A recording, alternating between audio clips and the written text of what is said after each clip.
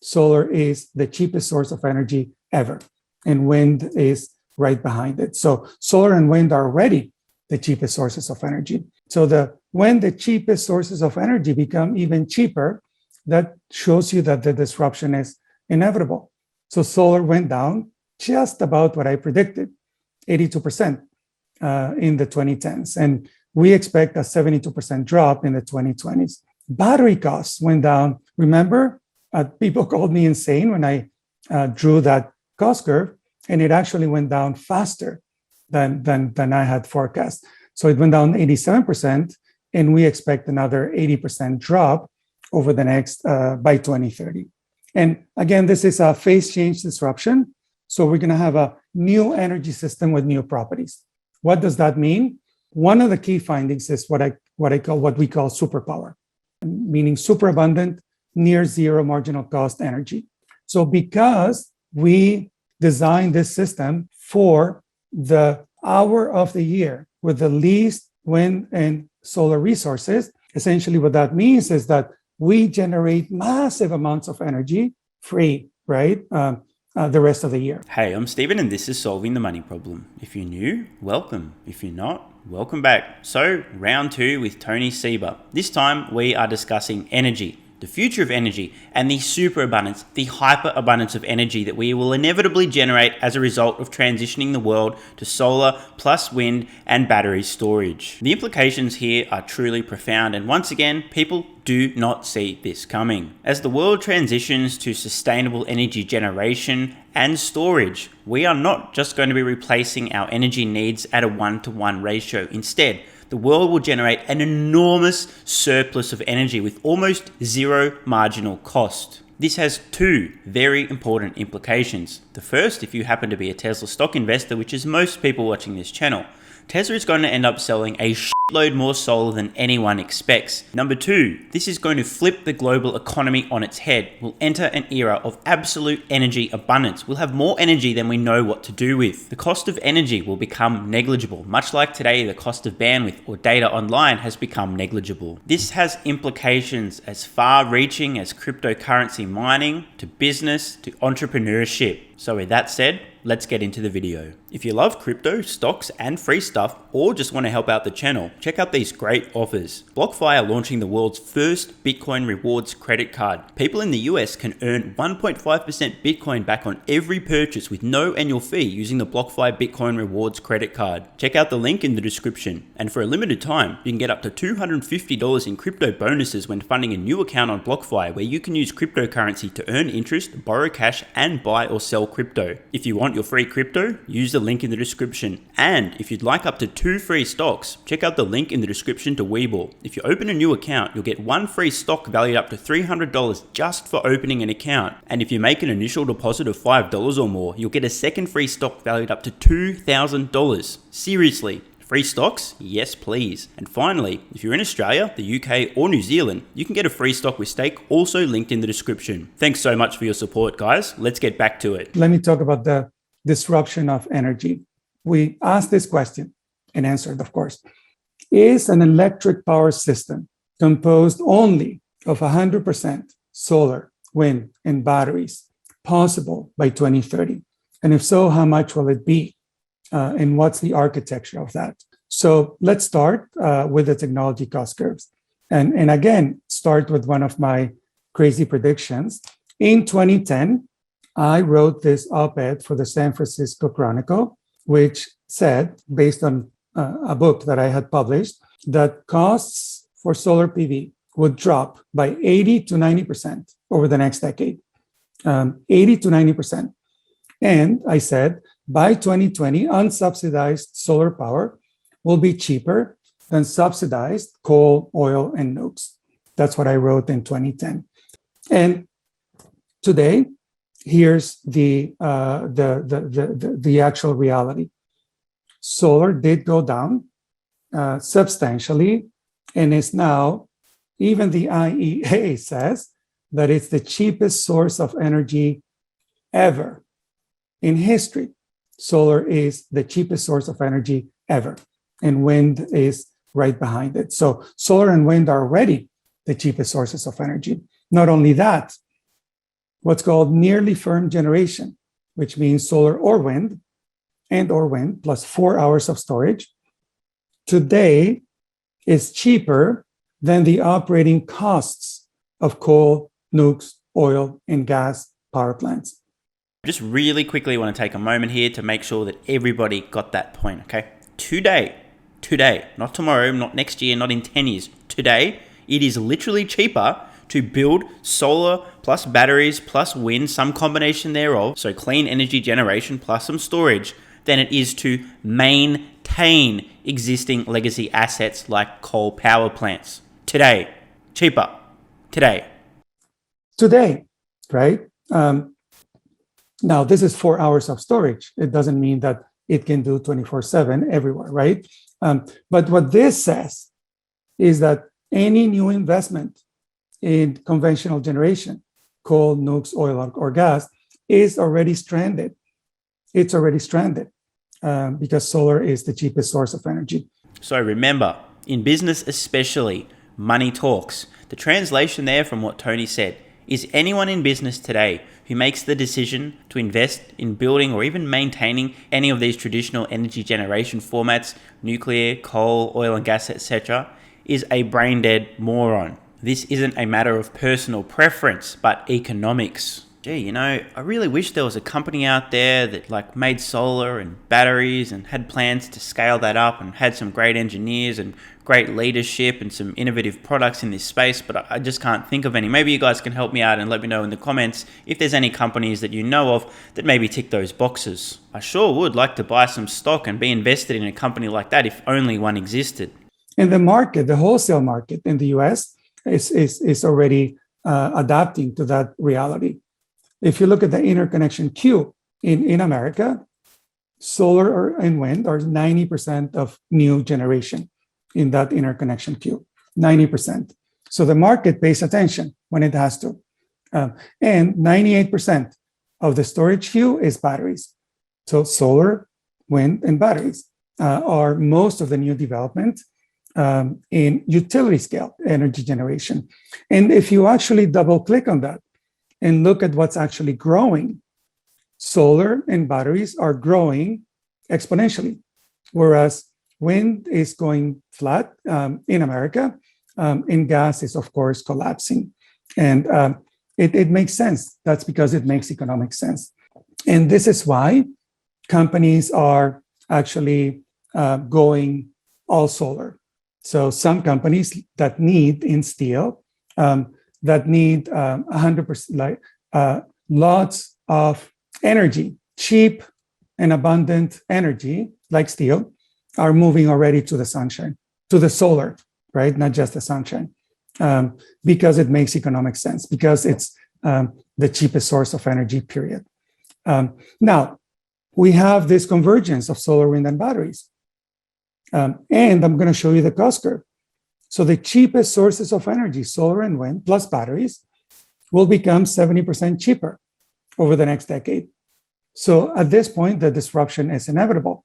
So when the cheapest sources of energy become even cheaper, that shows you that the disruption is inevitable. So I think this bears repeating, as we heard earlier in the presentation. The cost to build new solar and or wind plus battery storage today is cheaper than the ongoing operating costs of the likes of nuclear, oil and gas plus coal. And those costs are going to continue to precipitously decline over the next decade. Man, if only I could think of a company that built solar and batteries. So solar went down just about what I predicted, 82% in the 2010s. And we expect a 72% drop in the 2020s.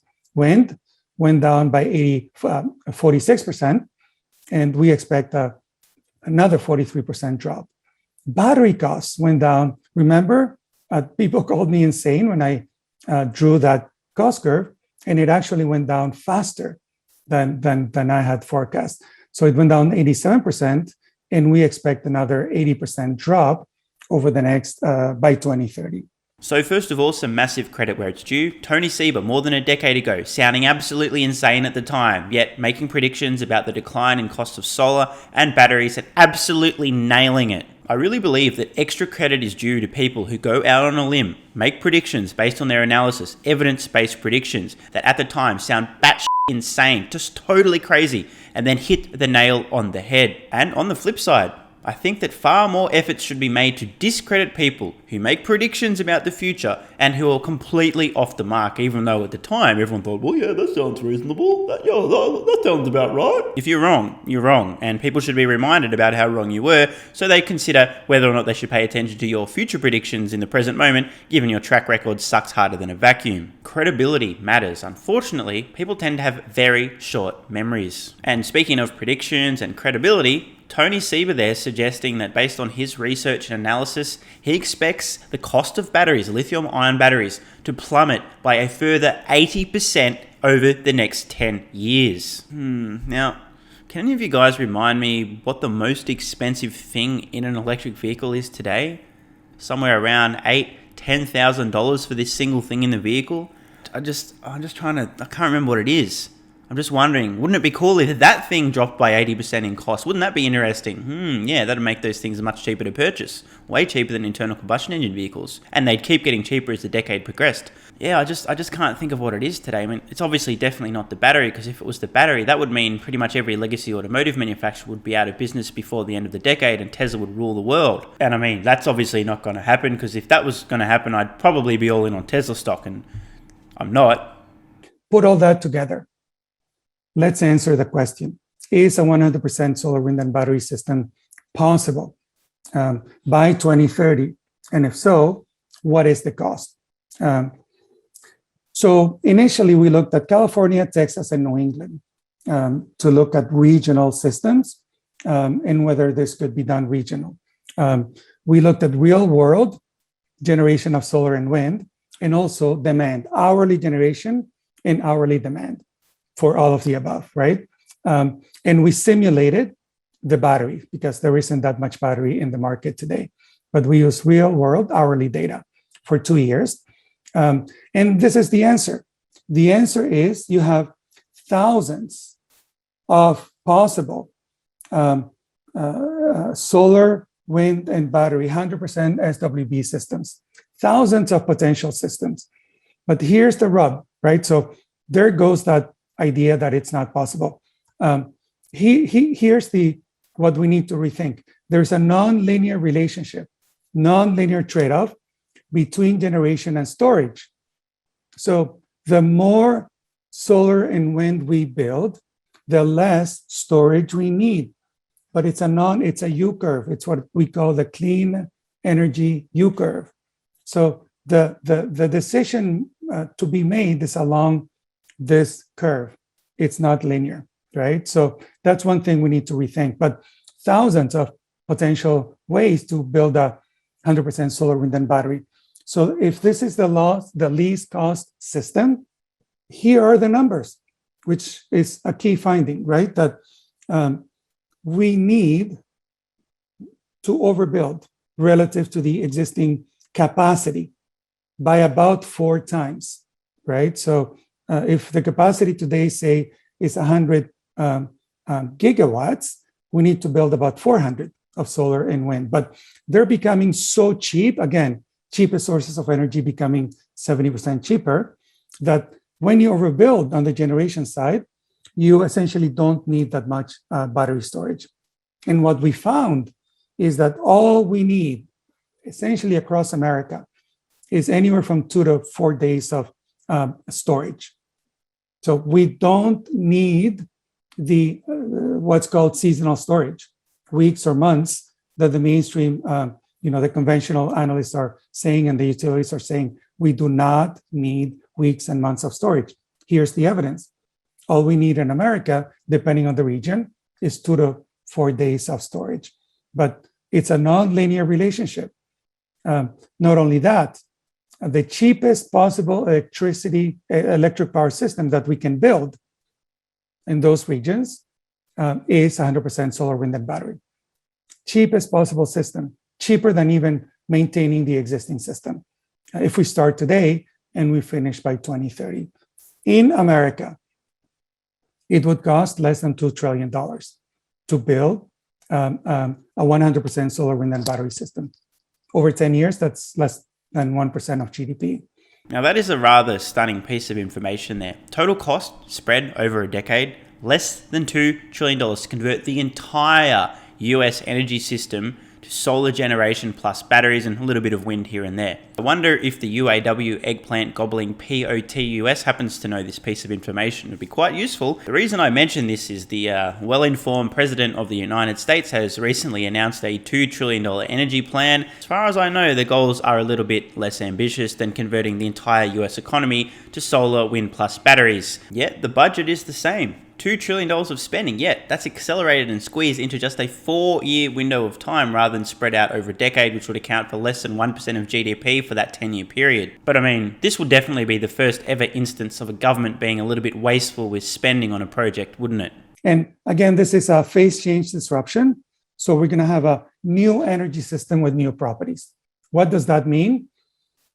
One of the key findings is what we call superpower, meaning superabundant, near zero marginal cost energy.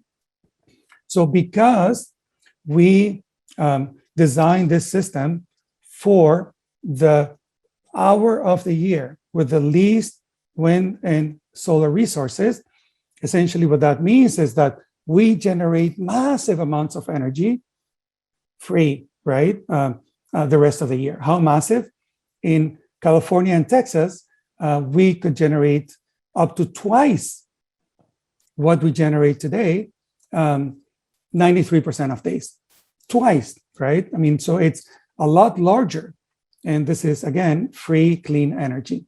Even in New England, in 64% of days, they would overgenerate compared to the lowest hour of the year.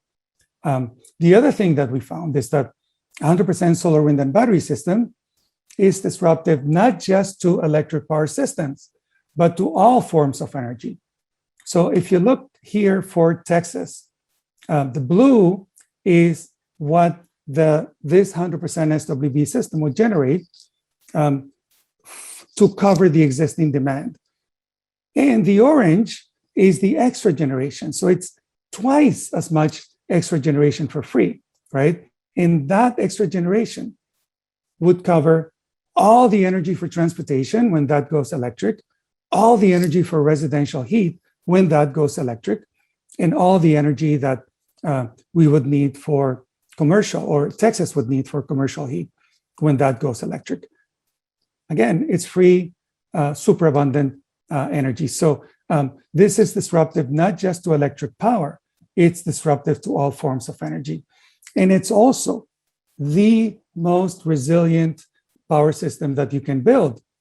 In a place like Texas, for instance, they would need 2 days of battery storage, 2 full days.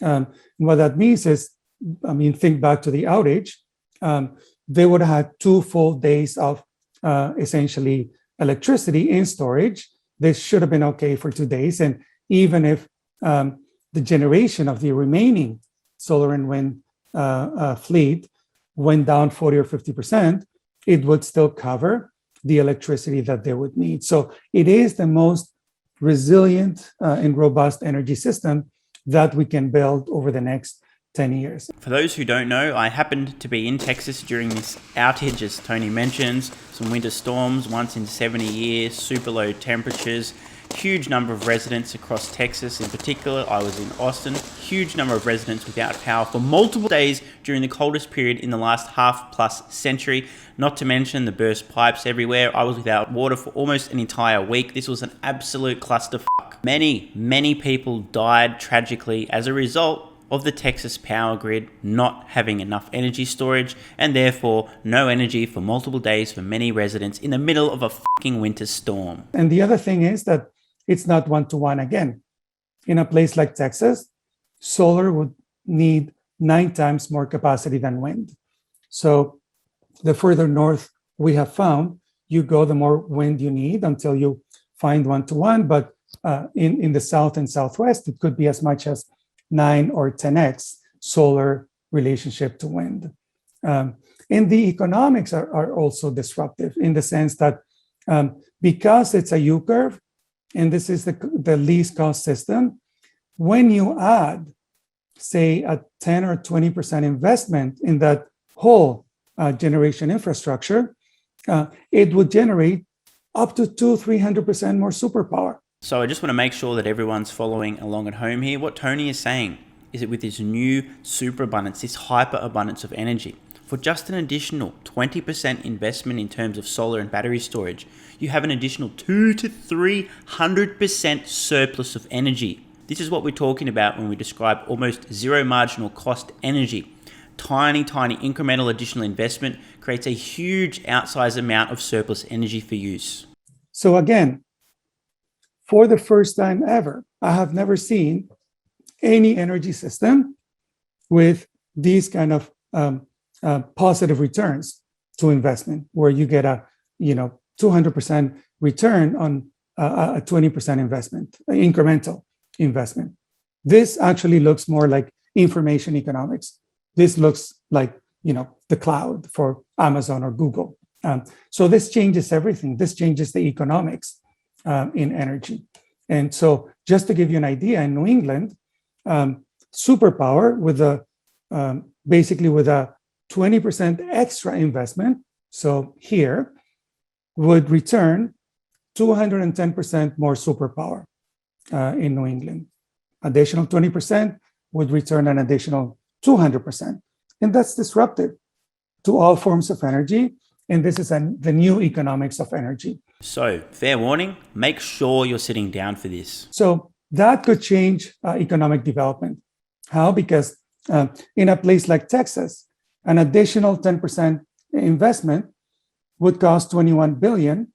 And that could power every data center in the world, every Bitcoin miner in the world. Did someone just say cryptocurrency mining? And how strange is this simulation? 69 terawatt hours of energy used for Bitcoin mining. What even is this? With electricity left over to make more solar and wind and batteries and so on. So this is super disruptive, and it changes economic development. So we need to rethink the idea of 100% solar, wind, and battery, rethink how we make investments, rethink economic development itself, energy economics, and consumer protection, because solar, wind, and battery is inevitable. And essentially all conventional generation assets are already stranded. So I hope you guys and girls have enjoyed this video. Let me know in the comments below, what do you think are some of the potential uses for this surplus, this hyper abundance of energy with almost zero marginal cost in the future? And as always, there's a link in the description to the full presentation by Tony Seba. I highly recommend you guys and girls check it out. And as I wrap up here today, I just want to take a moment to express my sincere sadness and disappointment over the fact that I just can't for the life of me think of a single company whose stock I could invest in to take advantage of this huge proliferation of solar and battery storage assets over the next decade. Such a shame. I'm Stephen Mark Ryan. This is Solving the Money Problem, and I love you all. And don't forget the BlockFi Bitcoin Rewards credit card, where you can earn 1.5% Bitcoin back on every purchase. There's a link in the description. You can also earn up to $250 in crypto bonuses when funding a new account on BlockFi, also linked below. And finally, don't forget your free stocks with WeBull and Stake, also linked in the description. These great offers also help out the channel. Thanks so much for watching. Let me know your thoughts in the comments below. And of course, if you have any ideas for future videos, let me know. I read all your comments. P.S. If you're still watching, you're awesome. If you'd like early access, exclusive videos, regular Q&As, our private Discord server and more, consider supporting the channel at patreon.com/solvingthemoneyproblem so I can keep creating content for you guys. There's a link in the description. You can now also become a member of the channel for some exclusive perks. To learn more, click the join button next to subscribe. And don't forget to check out our merch store. Either way, the best form of support is you being here and watching, so thanks again.